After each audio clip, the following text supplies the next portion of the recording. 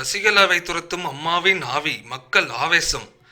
அதிமுகவின் முக்கிய பிரமுகர்கள், அமைச்சர்கள், நிர்வாகிகள், ஏன் என் எதிரணியை சேர்ந்த வைகோ சரத்குமார் கூட அம்மாவிற்கு பிறகு எங்களுக்கு எல்லாமே சின்னமாக தான் அதிமுகவை வழிநடத்தணும்னு சொல்லியிருக்காங்க.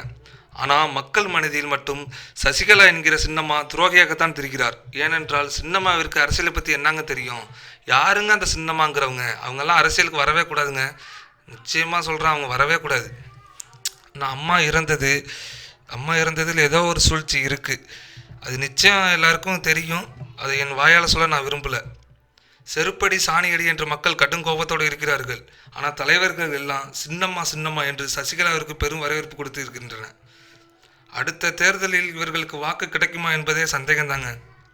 ஆனால் நியாயம் ஒரு நாள் வெல்லுங்க. சசிகலாவிற்கு தண்டனையும் கிடைக்கும் என்ற நம்பிக்கையில் தொண்டர்கள் இன்னும் வாழ்ந்து கொண்டே இருக்கின்றார்கள். கங்கா சந்திரமுகியா நின்னா நடந்தா, இப்போ முழுசா சந்திரமுகியா மாறிட்டா. புரிஞ்சுக்கிட்டவன் பிஸ்தாங்க.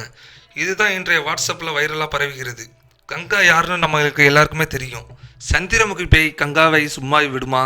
பொறுத்திருந்து பார்ப்போம். சசிகலாவை பற்றி பொதுமக்கள் கூறும் கருத்து என்னவென்றால், நாங்கள் வாக்களித்தது அம்மாவிற்கு தானே. குள்ளநரி கூட்டம் அம்மாவை அழித்து விட்டது. இப்பொழுது தமிழகத்தை அழிக்கப் போகிறது.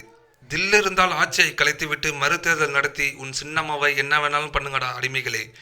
உங்களையெல்லாம் பார்க்கும்போது என் தமிழ்நாட்டில் இருக்கவே வெட்கமாக இருக்கு. இதெல்லாம் நல்லதல்ல சசிகலா. படிப்படியாக கட்சியில் பொறுப்பு வகிக்க வேண்டும். உடனடியாக பெரும் பதவிக்கெல்லாம் ஆசைப்படக்கூடாது. அவர்கள் ஒன்றை நினைவில் வைத்துக்கொள், பேராசை பெருநஷ்டம்.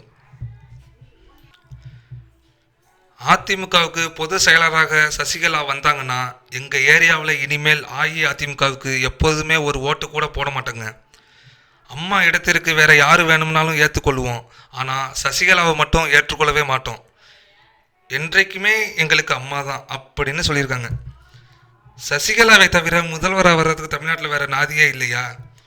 அதிமுகனுடைய பல கோடி ரூபாய் சொத்துக்களை பிரித்து கொள்ளும் வரையிலோ அல்லது சசிகலாவிற்கு தண்டனை கிடைக்கும் வரை தமிழக அமைச்சர்கள் இப்படித்தான் காலில் விழுந்து கொண்டிருப்பார்கள்.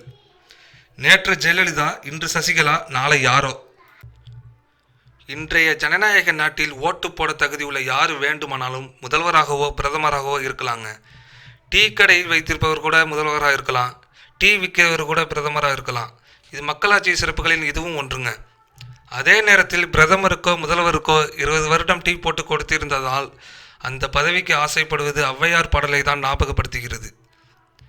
காண மயிலாட கண்டிருந்து வான்கோழி தானும் அதுவாக பாவித்து தானும் தன் பொல்லா சிறகை விரித்து ஆடிரும் போல் கல்லாதான் கற்ற கவி. எனவே இந்த நிகழ்ச்சிகள் உங்களுக்கு பிடித்திருந்தால் லைக் பண்ணுங்கள், ஷேர் பண்ணுங்கள், கமெண்ட் பண்ணுங்கள். ஆனால் சப்ஸ்கிரைப் பண்ணுறதுக்கு மறக்காதீர்கள். நன்றி, வணக்கம்.